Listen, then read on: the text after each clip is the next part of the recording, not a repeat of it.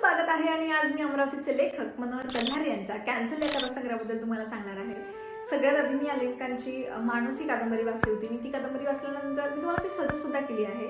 तर ही कादंबरी वाचल्यानंतर मला असं वाटलं होतं की मी आणखी मनोहर कल्हारांची पुस्तकं वाचली पाहिजे आणि बऱ्याच जागी शोधल्यानंतर मला हा 188 पानांचा आणि 15 भन्नाट कथा असलेला कथासंग्रह मिळाला। जर आपण ठरवलं तर हा सकाळ दुपार संध्याकाळ किंवा मग दिवसातून 2 वेळा जरी वाचला तरी हा कथासंग्रह वाचून तुमचा 5 ते 6 दिवसात पूर्ण होईल। या कथासंग्रहाबद्दल सांगायचं झालं तर या गावचं खरं जग दिसतं। गावातील लोक असेल किंवा त्यांचं सुख दुःख असेल, त्यांचं रोजचं आयुष्य असेल आणि लेखक अमरावतीचे असल्याने त्यांच्या लिखाणातला वऱ्हाडीपणा नैसर्गिक वाटतो। या कथेतील पात्रांचं बोलणं असेल, त्यांनी वापरलेले वऱ्हाडी बोली असेल, त्यांनी वापरलेल्या म्हणी असेल, शिव्या असेल, त्यांचा बोलण्याचा अंदाज आहे तो खरा वाटतो। जसं काही आपण एखाद्या गावात बसलो सारखे साऱ्या गावातल्या लोक आपल्याला सांगून राहिले काल असं झालं आमच्या गावात, काल असं झालं, आज असं झालं, म्हणजे आपण त्या म्हणजे ते सर्व रिअल वाटते। जसं काही म्हणजे खरं वाटते।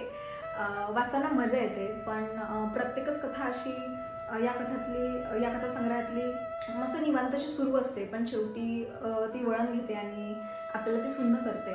कधी आपल्याला हसायला येते आणि कधी आपलं मन गहिवरतं, पण प्रत्येकच वेळेस काही ना काही मागे राहून जाते असं वाटते। ते म्हणजे एक मोठा असा प्रश्न आणि एक भावना आणि एक आठवण।